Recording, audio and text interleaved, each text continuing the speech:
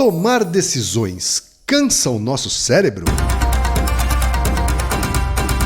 Naruhodo. Bem-vindo ao Naruhodo, podcast para quem tem fome de aprender. Eu sou Ken Fujioka. Eu sou Altair de Souza. E hoje é dia de quê? Desapontando estudos.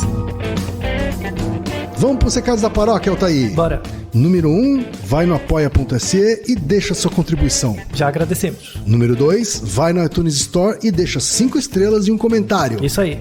E número 3, apresente o Naruhodo para uma amiga ou um amigo que não conhece o Naruhodo ou que nunca tem ouvido um podcast. Vamos aumentar o tamanho da podosfera. É isso aí. Antes da pauta, mais um recado. Naruhodo está abrindo espaço para o podcast das Minas, porque representatividade é importante também na podosfera. O destaque de hoje vai para o podcast Potocas, comandado pela Camila Pons e pela Sasha Brasil. Ouça o recado que elas deixaram para você, ouvinte do Naruhodo, e conheça o podcast Potocas. Oi, eu sou a Camila. E eu sou a Sasha. E nós somos o Potocas, Um podcast entre amigas pra falar sobre várias besteiras, leseiras e algumas coisas sérias de vez em quando. Inclusive, você sabia que esse é o significado de Potocas? E de 15 em 15 dias, a gente chama um convidado especial pra falar com a gente sobre diversos temas, causos e indignações. E você pode acompanhar a gente no SoundCloud, no Twitter, no Facebook e no Instagram. Somos o Potocas Podcast nessas redes. Segue a gente e acompanhe todas essas besteirinhas que a gente tem pra falar com vocês. Um beijo. Um beijo. Tchau, tchau. Altair, temos pergunta de ouvinte hoje também. Decidimos escolher uma. Tá certo. Vamos falar de decisões aqui, hein? Difíceis. A pergunta veio do Erickson dos Santos, que tem 27 anos e é estudante de Direito de São Francisco do Sul, Santa Catarina. Eu não conhecia essa cidade. Um abraço pros catarinenses. Ele diz o seguinte: bom dia, boa tarde ou boa noite, Altair. É verdade, né? Por acaso estamos gravando à noite. Viu? Costumo ler muito sobre produtividade e formas de melhorar meu dia. E em uma das minhas leituras me deparei com uma afirmação de que o nosso cérebro vai diminuindo a sua capacidade de tomar decisões conforme o dia vai passando. Fiquei com dúvidas quanto à veracidade dessa informação e fui pesquisar. Deparei-me com um artigo do Scientific American Brazil que diz o seguinte, e aí a gente foi ver aqui a notícia, não é, Altair? Isso. E a notícia diz o seguinte: tomar decisões extenua o cérebro. E o subtítulo diz: o cérebro é como um músculo, quando cansado torna-se menos eficaz. E aí, voltando para o e-mail do Erickson, ele diz o seguinte: assim ficam as minhas perguntas. 1. O cérebro possui um número máximo de decisões? 2. É possível que essas decisões venham a piorar conforme o dia vai passando? E 3. Em caso de resposta positiva para as questões anteriores, existiriam formas de melhor aproveitar as nossas decisões? Existiria, por exemplo, um horário melhor para usá-las? Continuem com excelente trabalho. E aí, Ken? Você tem uma ideia de quantas decisões você toma por dia? Rapaz, sabe que eu acho que eu já ouvi isso em alguma palestra, mas eu esqueci. Mas são muitas, não é? Não, assim, se você fosse estimar um número pra você, por dia, num dia normal da semana, quantas decisões você acha que você toma? No mínimo, dezenas. Dezenas, não chega a uma centena. Talvez estoure uma centena. Talvez chegue a 100. Então, esse link, né, a gente vai deixar na descrição para um artigo da Scientific American, um editorial e tal. Assim, de novo, é uma questão de divulgação. Ele não... esse é um tipo um pouquinho diferente de Desapontando Estudos, porque ao invés de falar sobre mídias mais genéricas, assim, a gente está falando sobre uma mídia mais de divulgação científica mesmo. Sim. Tá?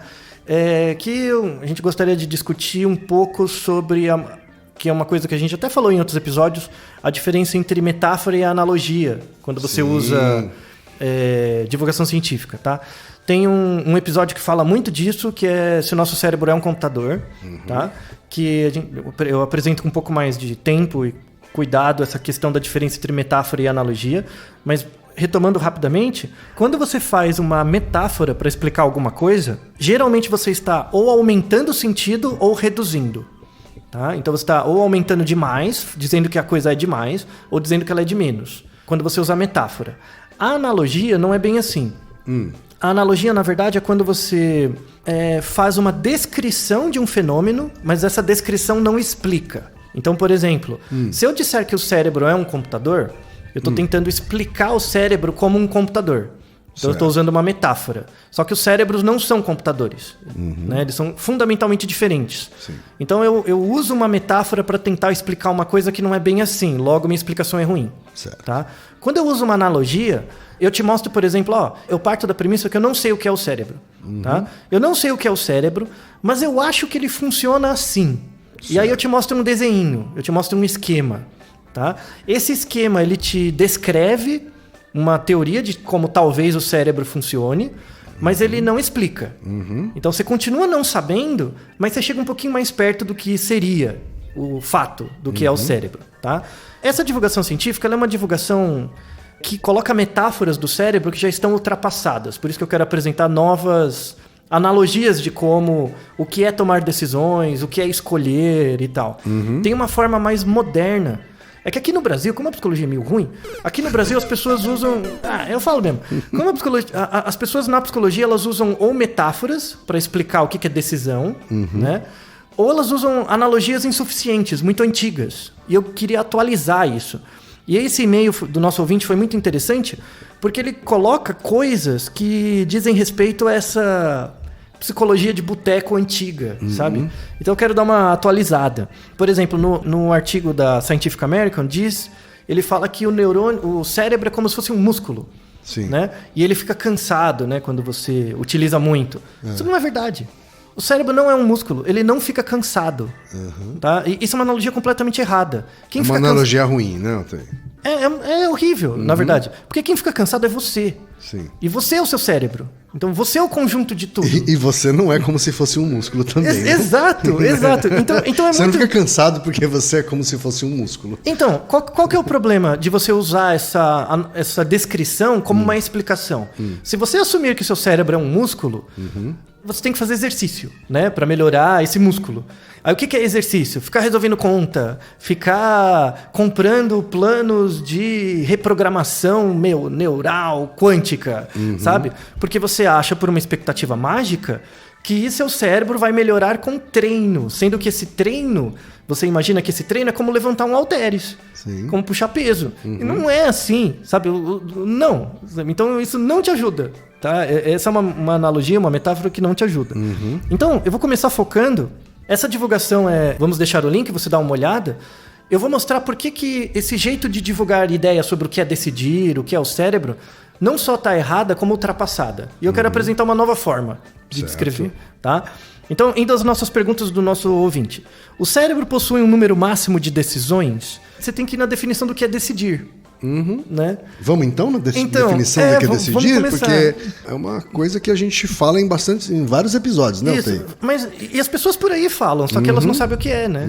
Então, basicamente... muitas pessoas confundem decidir com escolher, por exemplo. Então, esse episódio a gente vai falar de 3 coisas. O que é julgar, o que é decidir e o que é escolher. Tá? Do ponto de vista linguístico, as pessoas usam às vezes como sendo a mesma coisa, mas elas são fundamentalmente diferentes, são áreas do conhecimento diferentes e elas se complementam, obviamente, mas você julgar, decidir e escolher são processos diferentes. Tá? Isso já ajuda muito. O cérebro possui um número máximo de decisões? Não. Não. Na verdade, o que determina o número de decisões que você toma é o ambiente e o tempo. Por exemplo, se leva 1 minuto para você decidir alguma coisa, o número máximo de decisões é você pegar 24 horas e dividir nos minutos. Sim. É o número máximo. Então, não tem a ver com a capacidade do cérebro, tem a ver com o tempo. Tá? Sim, não tem, então o limite vai ser, em última instância, o limite do tempo. Exato. E isso é central. A definição de probabilidade do ponto de vista comportamental é a percepção de tempo. A gente já vai chegar lá. A segunda pergunta. É possível que essas decisões venham a piorar conforme o dia vai passando? Essa é uma boa pergunta. Sim. O que é piorar? Entendeu? Essa é a pergunta. A questão não é nem a decisão, é o que é piorar. Piorar em relação a quê? Em relação a quem? Né? Se você pensar decisões como algo adaptativo, tipo, eu tenho um problema, eu resolvi o problema, tirei ele da minha frente, eu posso ter resolvido errado, mas eu tirei ele da minha frente, então não é pior. Sim. Entendeu? Sim. E uma outra coisa importante, pessoas não otimizam. Pessoas não são computadores, que gera 100% da capacidade o tempo inteiro. Se você acredita nisso, isso é bobagem. Se alguém te vende isso, você tem que reprogramar seu cérebro para otimizar seu comportamento e descobrir seu máximo utilizar potencial. 100% do seu cérebro. Já tem um episódio inteiro sobre essa asneira. Já não acredite nisso, tá? Descobrir o seu verdadeiro potencial, mano, já perdeu. Já vai pro outro lado. Já corre, atravessa a rua, tá? Então, quando você fala de piorar, não tem a ver necessariamente com acerto ou erro, ou melhor e pior. Tem a ver com a recompensa futura. Tem a ver com autocontrole. Então, por exemplo, se eu resolvo uma decisão agora de qualquer jeito, vai ficar mal feito, aí volta pra mim depois. Sim. Então, na verdade, ao invés de gastar um pouquinho mais de tempo e esforço e resolver melhor agora, eu tô dividindo em duas partes. Tô resolvendo meia boca agora, e depois, quando o problema voltar, vou ter que gastar mais tempo. Certo. Então você está abrindo mão de um esforço maior agora, frente a um esforço lá na frente que você não sabe o que é. Tá? Isso acontece muito em ambientes onde você tem muito estresse. Onde você tem que bater meta, onde o tempo é muito curto para a quantidade de atividade. As pessoas, em geral, elas não pioram as decisões. Elas, na verdade, trabalham em função do que dá para fazer. Então, elas fazem tudo meia boca agora para tirar da frente. Lá na frente vai voltar. Ela vai ter que fazer um retrabalho, né? Então, mas elas decidem fazer mais ou menos agora, por causa do tempo. Elas vão fazer um retrabalho. No final de um período maior de tempo, elas percebem que elas estão trabalhando mais do que deveriam. Sim. Só que o problema é o tempo. Claro. Ou as relações de trabalho, ou outros problemas, né? Que é o que até a gente estava discutindo, Kim, sobre a questão das agências. Sim. As agências usam esse tipo de raciocínio, né? Até vou fazer uma piada, né?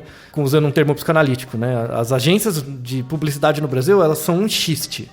Xiste é um tipo de manifestação do inconsciente, que é você contar uma piada para disfarçar uma coisa que é vexatória. Então, sei lá, por exemplo, imagina que eu gosto de uma pessoa, só que a pessoa não sabe que eu gosto dela, né? Só que você descobriu, você olhou pra mim e percebeu, você gosta dela, aí você faz piada comigo, né?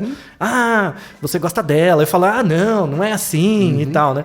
Às vezes eu posso fazer uma piada pra tentar disfarçar a vergonha que eu sinto de você ter percebido que eu gosto de uma outra pessoa, tá? Agência de publicidade é assim. Por isso que as pessoas são felizes, todo mundo vai de bermuda, porque o ambiente é tão bosta que você tem que fazer xiste e piada com tudo pra aguentar o trabalho. Porque o ambiente é uma merda, né? Então as pessoas fazem tudo de qualquer jeito, sabendo que lá na frente vai voltar o problema, mas essa é uma decisão pior, mas na verdade garante o funcionamento de um sistema que é regressivo. Certo. Então não é pior. Claro. Ele é adaptativo. Agora, acho que o que ele quis perguntar aqui, acho que está ligado à pergunta 3, né, que é...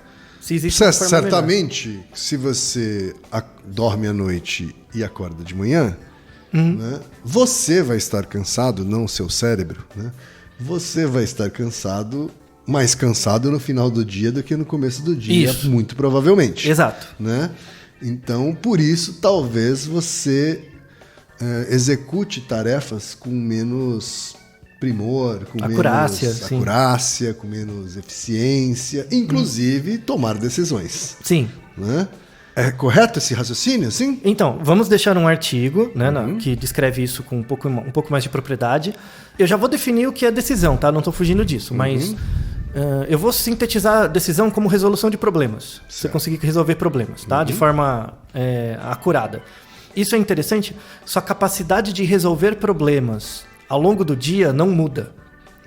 Você consegue resolver problemas com a mesma acurácia ao longo do dia. Mesmo cansado. Mesmo cansado. Porque tomar decisões depende de um mecanismo neuropsicológico que é a atenção. Tá? A atenção é a sua capacidade de focar numa certa atividade num certo momento. Você não tem perda de atenção, né, ao longo do dia.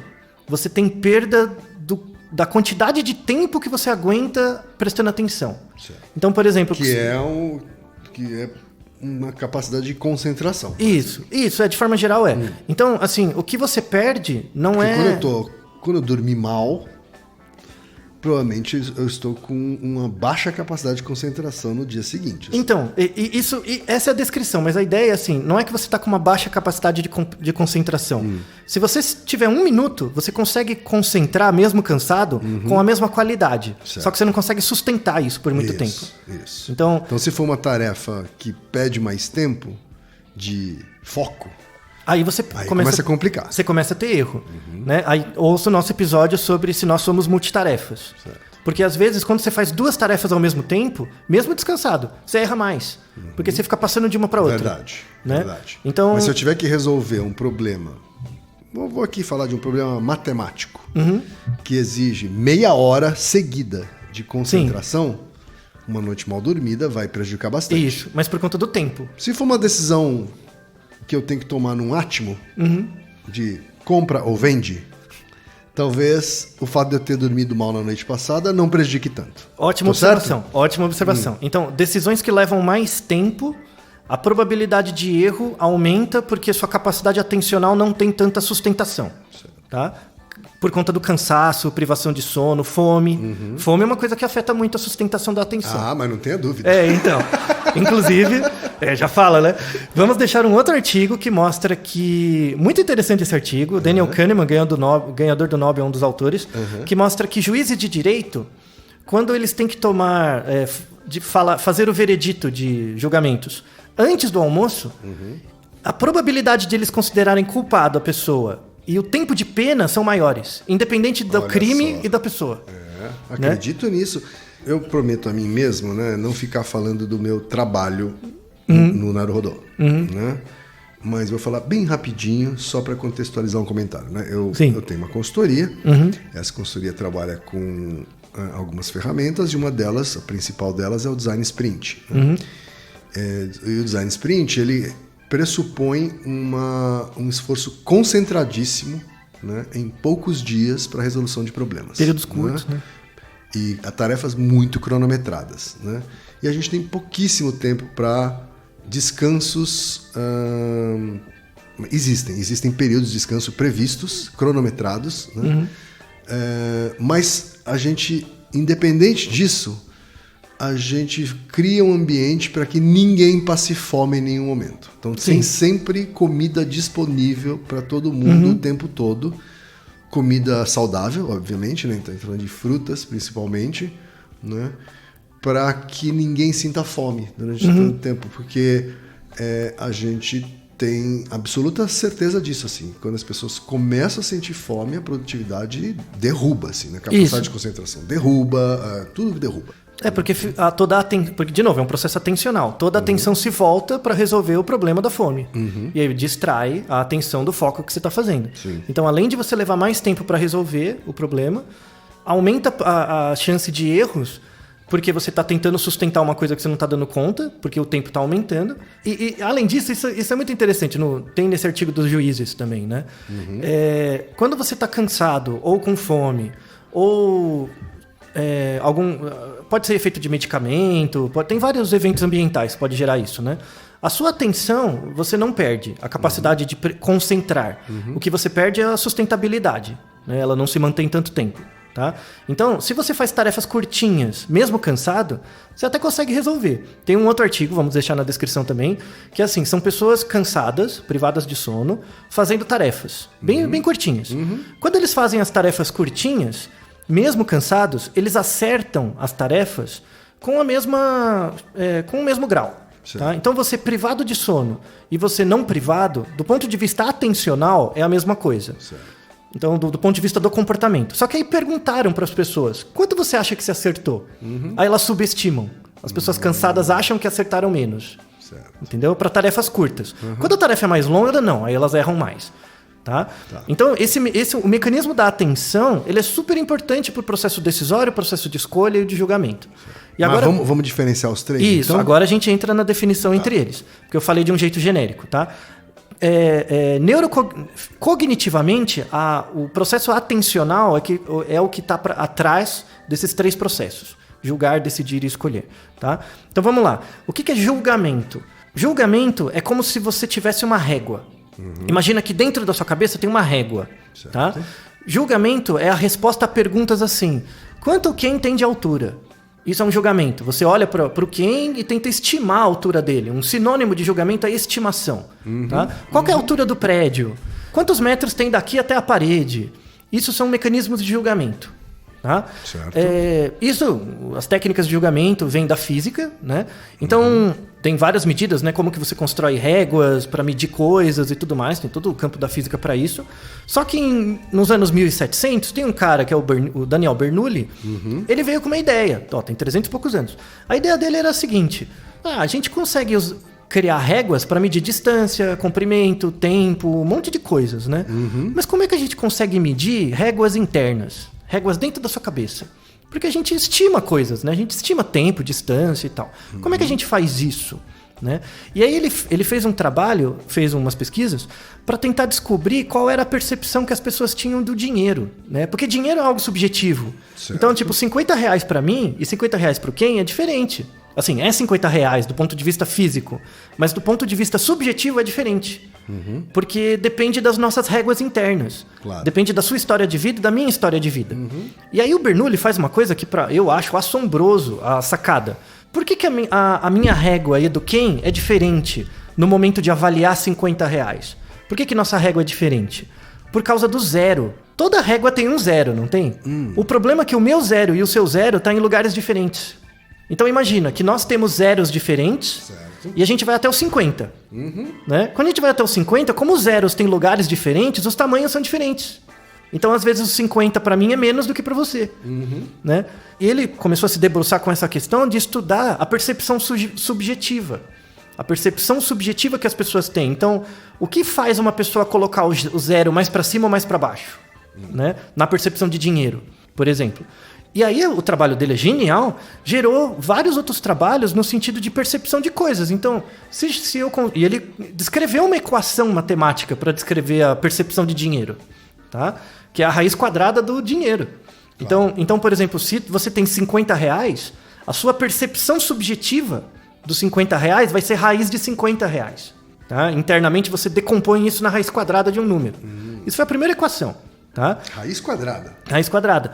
Qualquer número que você pega e tira a raiz quadrada, ele fica menor. Não é curioso isso, né? Porque é uma coisa que provavelmente o brasileiro médio não sabe calcular. É uma coisa que ele vai acabar fazendo intuitivamente. Então, é natural você usar escalas logarítmicas, né? É natural usar escalas exponenciais para medir. Tão natural quanto adotar o sistema decimal. Assim. Exato. Não, mas tem uma questão biológica, né? As escalas logarítmicas explicam, por exemplo, nossa acuidade visual, nossa percepção, percepção de som, várias coisas. Vale a pena você estudar o que é a equação raiz quadrada de um número, tá? Ela é uma equação que quanto maior o número que você colocar, menor vai ser a raiz quadrada. Então ela cresce, é uma equação crescente que cresce a taxas decrescentes. E aí esse comentário do julgamento tem a ver com o episódio 64, que é se salário maior significa mais felicidade, tá? Que a gente fala dessa escala. Bernoulli criou essa primeira régua e colocou a questão do zero, né? E aí muita gente veio depois falando, e como é que a gente faz julgamentos morais, então? Porque eu consigo estimar a sua altura, mas será que eu uso a mesma régua para dizer o quão legal você é? Ou quão honesto você é? E os trabalhos parecem que sim. Então, a maneira como você julga dinheiro é similar com a maneira como você julga moralidade, como você julga felicidade. São todas réguas. Perfeito. Réguas de julgamento, né? O julgamento, ele dá a base para o processo decisório. Tá? Então, quando você pensa em julgamento, é assim, quanto é isso, qual o tamanho disso, qual a distância, a resposta é uma resposta numérica, sempre. Aí você vai para os mecanismos de decisão. O que é decidir? Para você decidir, você tem que ter opções. Por exemplo, imagina na sua cabeça, você tem 3 produtos, A, B e C. Qual desses produtos você quer? Só que os produtos não existem, eles estão em campo imagético, tá? Eles não existem. Você fazer uma escolha mental é uma decisão. É uma decisão. Não é escolha, é decisão. É decisão. Decisão são escolhas mentais. Você não está exposto ao ambiente, você está hipotetizando. Certo. Você está escolhendo em cima de hipóteses. Isso. Aí então, é uma decisão. Exato. Imagine, por exemplo, conta uma história. Imagina que você ganhou uma viagem e você tem 3 lugares para escolher. Sei lá, Natal, Milão e Tóquio. Certo. Qual deles você escolhe? Tá? Tá tudo no campo das hipóteses, das ideias. Então Exato. Você está decidindo. Você está decidindo. Tá. Então, isso é importante. Aí quando você vai comprar, tá na agência de viagem. Então, a escolha é algo a posteriori. Tá. Então, a escolha só se efetiva no momento que você pagou e pegou o voucher. Isso, eu tô lá na agência de viagem e aí eu preciso agora Ainda decisão. passar cartão de crédito. Ainda é decisão. Tá. Depois que eu passei o cartão de crédito, eu escolhi. Isso. Depois, Aí eu escolhi. Depois que botou lá a senha, deu aprovado, aí sim. Aí você escolheu. A escolha, A escolha é posterior, então. sempre. Tá. Você só sabe que escolheu depois de ter escolhido. Entendeu? Então, a decisão tem a ver com esse processo de escolha. E a escolha é só depois que ela aconteceu. Então, tem uma definição até um pouco melhor. Porque, inclusive, são duas áreas da psicologia diferentes. Tem a psicologia da decisão e a psicologia da escolha. Tá? A psicologia da decisão, ela se preocupa com os processos mentais. Né? Então, E pela psicologia, principalmente nos Estados Unidos, isso influenciou a administração e a economia. Né? Então, eu não gosto da economia comportamental. Acho que ela está toda errada. Porque ela não devia... Não fala assim. Tá tudo errado, velho. Comportamental. Mas tá errado, velho. É porque eles estudam decisão, mas na verdade tinha que estudar escolha. Porque economista não sabe estudar comportamento. Nunca teve aula de psicologia. Tinha que estudar escolha. Marketing é a mesma coisa, né? As teorias de comportamento do consumidor, elas são todas teorias da decisão do consumidor. Só que gente que trabalha com administração e economia tinha que estudar escolha e não decisão, né? Porque as pessoas não entendem o que passam dentro da sua cabeça. Sabe? Então, eu vou entender, eu quero estudar a sua intenção de compra. Intenção de compra é decisão, tá? Só que a intenção de compra, ela não necessariamente é a compra. A compra você só vai ver depois que o cara comprou, né? Tem um delay, né? Tem uma diferença entre isso, essas coisas. Mas aí um ponto importante é, quando você tem opções A, B ou C, tem dois atributos que acontecem tanto na decisão quanto na escolha, tá? Então imagina que você tem 3 sabões em pó. A, B ou C. Você vai escolher você vai decidir por um deles, tá? Tudo na sua cabeça, tá? Cada objeto, cada produto tem um valor. Então toda vez que você olha um sabão em pó, você vai, mesmo sem perceber, você vai atribuir um valor a ele, tá? E vai ter uma probabilidade. A decisão é sempre composta disso. Valor em dinheiro ou algum valor e probabilidade, tá? Coisas que são mais caras, em geral, são menos prováveis de acontecer, são mais raras, tá? Então, toda vez que você vai no mercado e olha um produto, esse produto tem um preço, e esse preço você codifica como sendo uma probabilidade. Certo. Também. Então, por exemplo, se a pessoa tem um salário muito baixo, ela tem dificuldade de comprar comida, né? Comidas caras para ela tem uma probabilidade baixa. Por quê? Porque dificilmente ela vai conseguir comprar. Por exemplo, o salário baixo ou dificuldades de compra são codificados no cérebro como sendo coisas que ela tem menos acesso. Logo, ela tem uma percepção de menor probabilidade daquilo acontecer com ela. Sim. Que é o comprar. E aí você tem uma área da economia que estuda a teoria da decisão que usa funções matemáticas chamadas funções de utilidade, que relacionam a probabilidade percebida do indivíduo e o custo do produto. Né? E aí tem toda uma matemática por trás disso, que é bem interessante, aliás, a matemática. Só que é uma matemática da decisão. Será que isso bate quando você vai olhar a pessoa mesmo? Assim, porque uma coisa é você fazer a conta e ver, a pessoa tem 80% de chance de comprar o produto B. Né? Só que uma coisa é você fazer a conta, outra coisa é você ir na loja ver se ela comprou o produto B. E aí o que acontece? A pessoa não compra, elas não usam esses modelos. Então, quando eu faço uma equação matemática e a equação converge, dá tudo certinho, eu acho, agora eu descobri, porque a matemática deu certo, né? As contas deram certo, que as pessoas pensam assim. E não é verdade. Quando você vai num ambiente olhar, as pessoas não pensam do jeito que a matemática descreve. E aí que entrou as teorias de escolha. As teorias de escolha, como elas são baseadas no comportamento, os teóricos da escolha, eles falam, eu não quero saber o que você está pensando. Eu nem vou te perguntar que produto você vai escolher. Eu nem preciso te perguntar isso. Eu vou, na verdade, filmar a loja. Eu filmo a loja e filmo você e vejo quantas vezes você compra cada produto. Nas teorias de escolha, você não se importa com o que a pessoa está pensando. Então imagina, eu não pergunto nada que produto você prefere, mas eu ponho uma câmera na loja. E aí essa câmera vê você comprando o produto todo dia. Então, quando você faz um estudo de decisão, eu vou olhar você transversalmente. Eu olho você um momento e te pergunto que produto você prefere. Um momento só. E eu pego um número de pessoas grande. Então eu pego várias pessoas, vejo a taxa de preferência, falo, em geral, as pessoas desse perfil preferem um produto A. Isso está falando de decisão. Decisão. Isso mostra, assim, uma premissa de que as pessoas têm modelos mentais do que elas decidiram. Certo. E elas carregam isso. Tá? Os teóricos da escolha não acham isso. Eles acham que escolha é comportamento e a escolha acontece em função do processo histórico de interação do indivíduo com o objeto. Certo. Então, isso independente da memória do indivíduo. Tá. Então, por exemplo, se eu filmo você todo dia... Então é horizontal o negócio. Horizontal. Eu filmo essa pessoa Vários dias. várias vezes. Várias vezes. Várias pessoas várias vezes, mas Isso. na horizontal. Mas não precisa ser tantas pessoas. Eu Certo. filmo menos pessoas, mais tempo. mais vezes. Mais Certo. tempo. E aí eu vejo que, na maior parte das vezes, você comprou o produto C em vez do B. Então, às vezes você pode me decidir que prefere o B, mas na prática escolheu o C. Sim.